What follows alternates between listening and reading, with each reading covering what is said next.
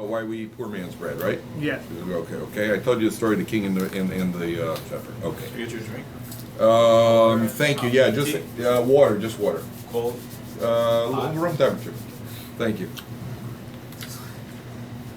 Okay. So the next thing that the Hagadah talks about is the concept of Magid. Magid is where we tell over the story of the Hagadah. Right, when you got to through all the action, you washed and you broke the matzahs, and then we start getting into the telling over of the story called Magid. So it's interesting because in Parshas Noach, where the story with Shem, Cham, and Yefes, where they see Noach is naked. So Cham notices it and he tells his brothers, and over there it says Vayage Lechav. He sees Noach and he comes up. He tells his brothers that He tells his brothers that Dad is lying there exposed in the tent.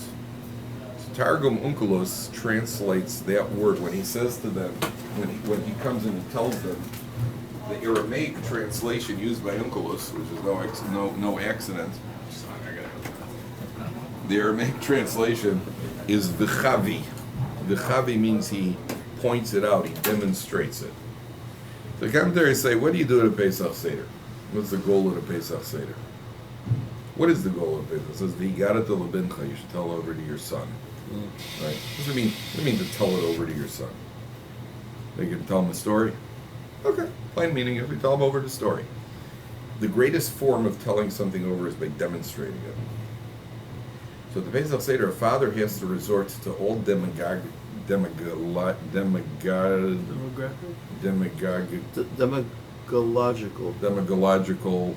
something like that. No, is that all right? teaching techniques. Demagogical, okay, something like that. So he has to resort to all sorts of teaching techniques. That's why some people have pedagogical. Pedagogical. He has to pedagogical, whatever it is. He has to resort to all sorts of teaching methods that he can. Sometimes people at the Seder make props. They have the little toys. They have the little toys like frogs and lions, and to demonstrate the whole thing. Yeah. They try to do things. Sometimes people cute. throw for thunder for hail. They throw a bunch of cotton balls on the table. That sort of thing to try to explain. Try to to demonstrate as concretely as possible what it is. So that's first of all, but it's much deeper than that because you're not going to do it all in one night. Judaism isn't transmitted in one night. Judaism is transmitted from generation to generation, and most kids. Now stop and think about this. How old were you when you knew? How old were you when you knew what Kiddush was? Right. A frum kid. I'm talking about a kid who's grown up in a religious house. So before he could even read, and sometimes before he could even talk, he knows what Kiddush is, he knows what Havdalah is, he knows what Shema is. A kid does like this when he goes to sleep, he puts his hands over his eyes, he peeks through the sea. Whatever they do, because the kid understands, we realize that Judaism is a series of demonstrating, living it. And we're living it from generation to generation. So that's the first idea. Now, the highlight of the Seder, which is not supposed to be the highlight of the Seder, but it is for most people, is the 4 questions. Kid gets up, mani shtana, and it even says in the commentaries that people make a mistake. The kid gets up, he sings the mani shtana, then the parents put him to sleep. Right? So he never got an answer. Mani shtana, he asked 4 questions, but he never got an answer to it. The whole point is to trigger off the questions in order for the kid, in order to have some sort of follow-up on it. Not that you should ask 4 questions, then go to sleep. So so let's understand what the Mani Shtana is. The first 2 questions are, why are we eating matzah and why are we eating moror? The second 2 questions is, why are we dipping and why do we drink what is it? What is the 4th question? Why are we leaning, Mesubim, right. Why are we leaning and why are we dipping? And the first 2 questions have to do with the matzah and the moror. So the Vilna Gaon says that the order of the questions is a synopsis. In other words, the first 2 questions, it's a synopsis of the entire evening. After that, we start to elaborate. Why is it a synopsis? Why is there 4 questions in that order? A synopsis of the entire evening, the entire exodus of Egypt. Why is that a synopsis? Maybe they symbolize the whole process of liberation from Italy, from Egypt, and what we went through. Right. In other words, the first 2 questions symbolize the fact that we were in Gullus. Matzah is a poor man's bread. Morah is bitter. Then there is leaning and dipping and leaning, which is liberation. So the Vilna Gaon says the order of the 4 questions are symbolic. The order of 4 questions are really a synopsis of the whole Seder, number 1. Number 2,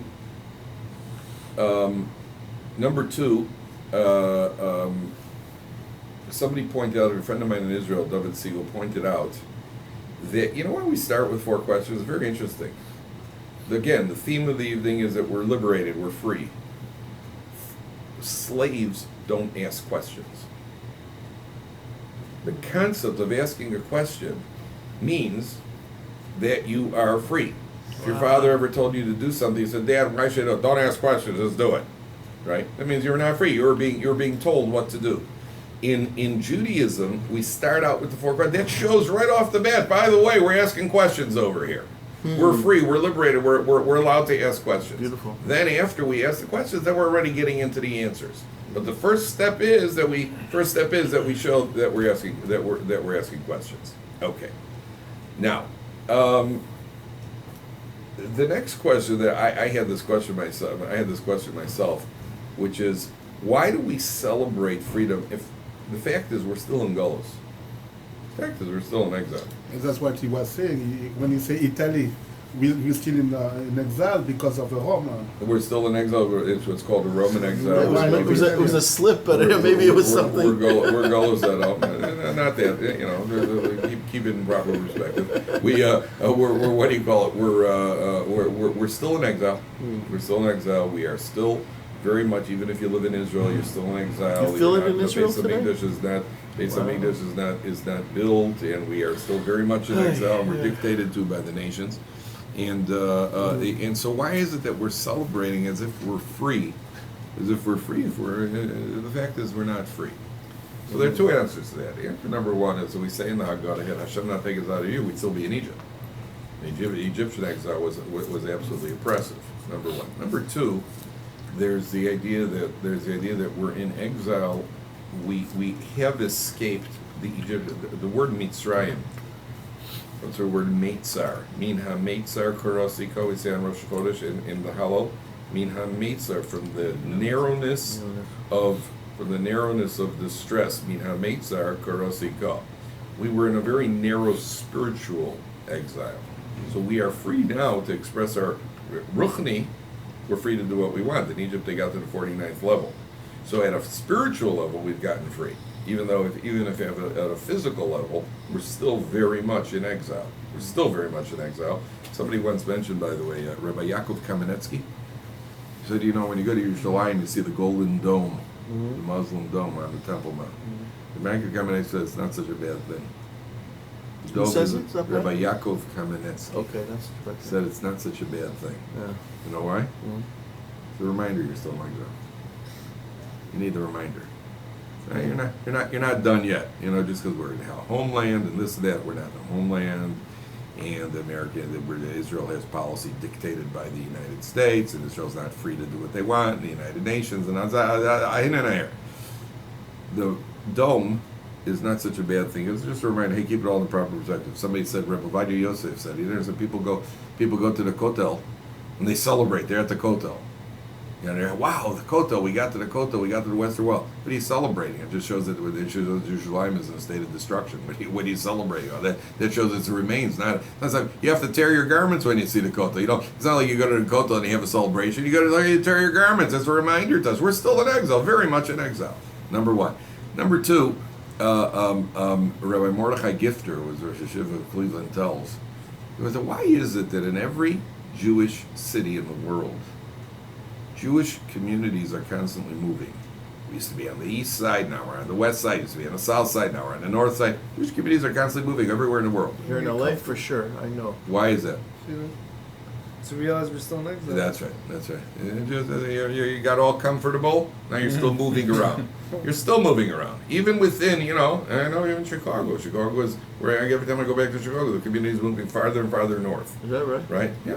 Because it's a reminder. None of this is by accident. It's a reminder to us that we are still very much in exile, and that the exile is and don't become complacent. Don't become what you call it. You're still very much in exile. So what do you call it? So they keep it in the proper perspective.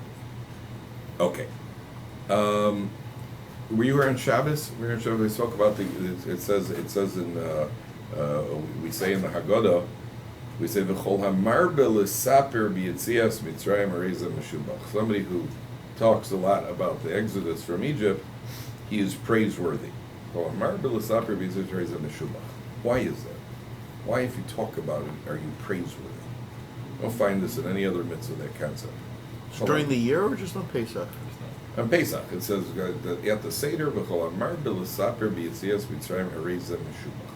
Why is it praiseworthy if you talk about it at the Seder? That's the whole point of the whole night. Okay. But why call a marvelous saper? The more you talk about it. Huh. The more you talk about it, the more praise. It doesn't say the more Torah you learn. It doesn't say, we know that Torah is the biggest mitzvah and you should learn a lot of Torah. It never says the more Torah you learn, the more praiseworthy. The more Torah you learn, the more Torah scholar you're going to become, and so on and so forth. Why are you praiseworthy? What is it that makes you praiseworthy here? Because you spoke a lot at the Seder about Yetzias Mitzrayim. You're bringing it more to life. You're connecting more to it. Okay. Because people already know the story. So then why should it? It builds more emunah. You're feeling more. You're feeling it's more real. Like the more you're into it. Oh. Very good. Something happens to you. When something happens in your life that you're excited about, you're constantly talking about it, constantly bubbling about it, right? Not only you talk about it, but you like to tell the whole story. If you remember, I gave you the example. Were you here on Shabbos? You were here on Shabbos. I gave you the example. Imagine you get up on Monday morning and you go and you make an investment, and by the end of the week, you made a lot of money. It was a good investment. So somebody says, "Hey Benny, what happened over this?" Well, I'll tell you. I got up Monday morning, and I had some cornflakes. Then went to my car, I opened the door, and I got in, and I drove. You tell the whole story from beginning to end, because the whole story is even the insignificant details. You tell the whole story over. That means that you're excited about it. It's coming not from your mouth; it's coming from your heart. How are we supposed to be excited about it? Good. That's exactly why we do on Yetzias Mitzrayim. Very good. It's a very important question. That's why we eat matzah and we do the chorus, is to try to get into it as much as possible. There's no accident that we drink 4 cups of wine. We know what happens to a person when he drinks. When you drink, you become a little more. Some people always seem to be drunk because their mouths are always running. But the person who drinks, it all comes out. You start talking. Start reliving it. So that's the whole point of the evening being a very, very much a demonstration of what's going on. That's exactly the point. So it's called a marvelous sabri b'tziyas hareza meshubach. That means the fact that you're talking about it shows. In other words, it's not by talking about it you'll relive it. If you're living it, you'll talk about it. So it also helps to talk about it to get yourself into a state. But you get into a cycle, talk about it, then you start living it. The more you live it, the more you start talking about it. And that's hareza meshubach, because it shows what's really in your heart. There's a very interesting pasuk in Mishlei that says, if you want to judge a person, it says, Ish lefi mahalolo. You judge a man by what he praises. You judge a man, it has 2 meanings. You judge a man by how he's praised. If I start asking about somebody, I say, do you know Chaim? He says, yeah, he's a really generous guy, he's a real good guy. Okay, so I know something about Chaim. But what about if I want to make a judgment about you? How do I make a judgment about you? Ish lefi mahalolo. The way you talk, the way you use your mouth is how I make a judgment about you. If you're talking about money, I know you're a money guy. If you're talking about more vulgar things, I know you're a vulgar guy. If you're talking about Torah and kindness and Torah values, you're a Torah guy. So a guy who talks about the Pesach Seder, the guy who's really talking about it, that tells me you're a guy who's into Judaism, the Masorah. That tells me that it's a person who is hareza meshubach. That means you are inherently praiseworthy, because obviously that's where your head is. If you're talking about sports, So you're a sports guy. Some guys watch guys talk about sports. It's like it's about, I mean, myself, it's like they're solving the world's problems. Can you believe it? Was it the third inning? You know, it's like, you got all the details on. That's how we should be talking about it. Cubs, you talk about the Cubs? The Cubs, keep your eye on them this year. Keep your eye on them this year. So the what do you call it? You better keep your eye on them because they're going to go so low. It's going to be hard to match them. But yeah, keep your eye on the Cubs this year. But when you talk about it, you get excited. There's certain things in life that we get excited about. That tells you a tremendous amount about the person. Sometimes you give a shear, you see people, you give a shear, so in the middle of the shear, people start falling asleep. That's standard. You fall asleep in a shear. Also, you tell a joke, everybody's awake. Let's say, well, okay, that tells me where, that's where you're holding. Guy gets real excited about a tosos, tells me where he's holding. A guy doesn't, tosos, he falls asleep. Then somebody brings up a side point, and all of a sudden he's into the discussion. Right? That tells you where the guy is holding. Ish lefima lola. So that's called a marble mishu. Okay. Now, the next question is also something I myself wondered about, and I was very happy to see the commentaries discuss it. It says that if God wouldn't take us out of Egypt, we'd still be there.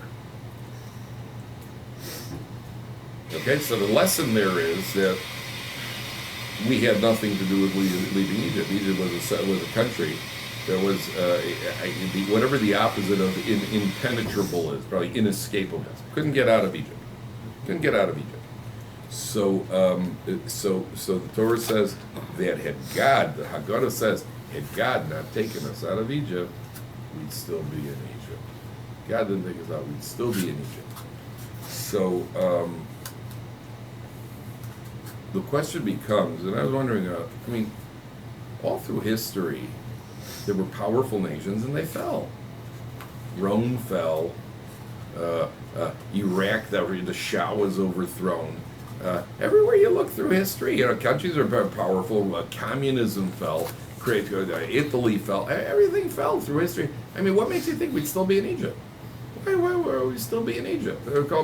Had God not taken us out, we'd still be in Egypt. Why should we still be in Egypt? Why should history have been any different? Still be there. So the plain meaning is obviously because God manipulates history. God would have left us in Egypt.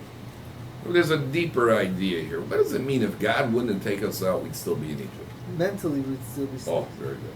Remember we said yesterday, that the Jewish people were one moment, and they stayed in Egypt one more moment, they would have sunk to the 50th level of Tumah, of impurity. They were on the 49th level.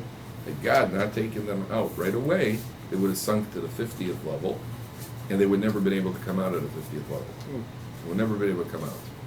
So the Haggadah is saying, had God not taken us out of Egypt when he did, so yeah, it could be Egypt would have fallen after that. Could be. The historical, the way history works, it could be. And it could be we would have gone free.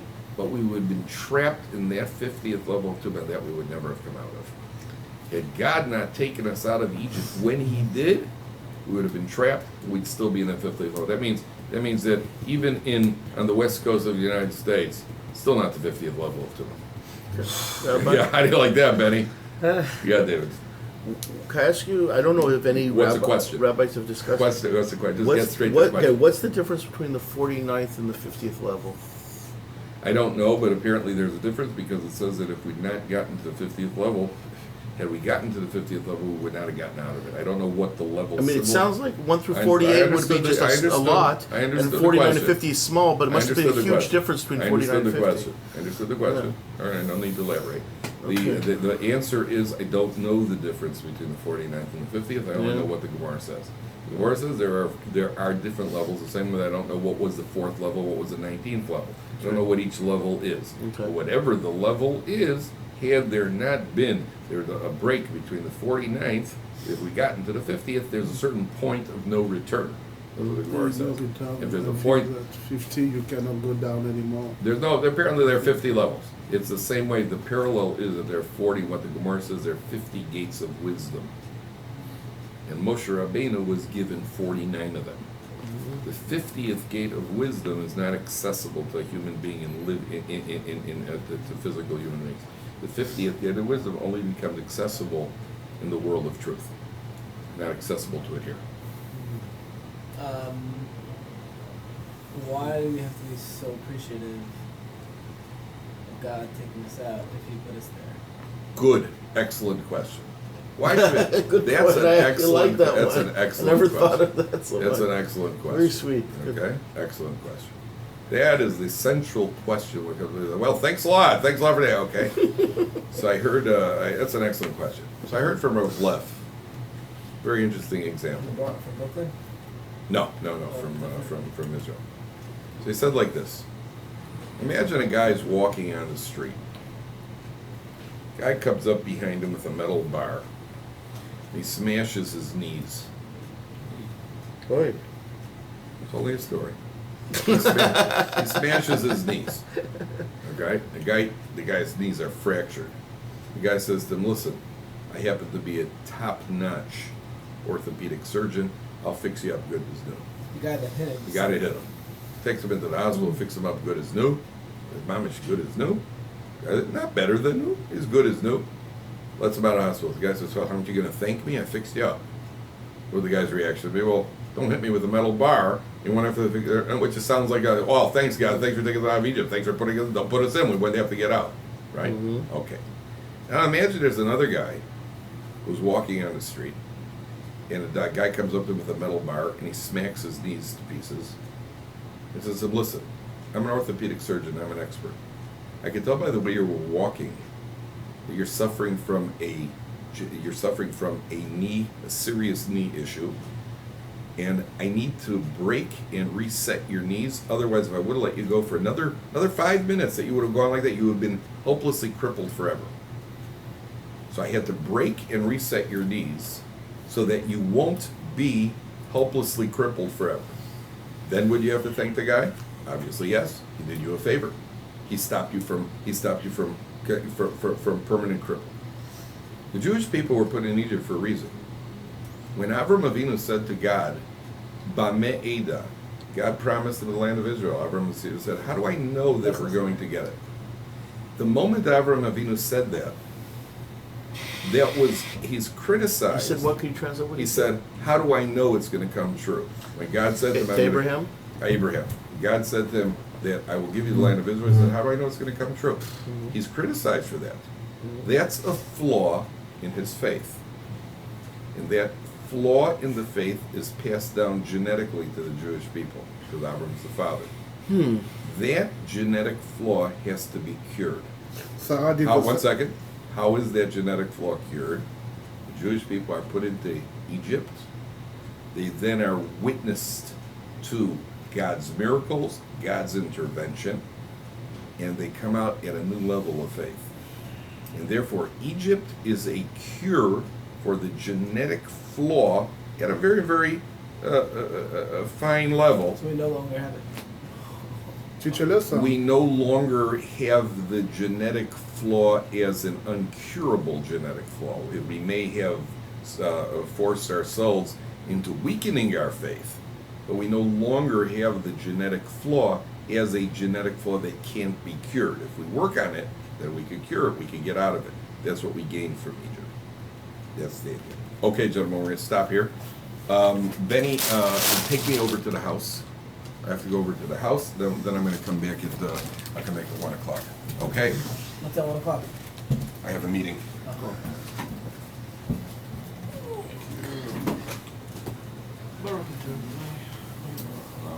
Benching, anyone?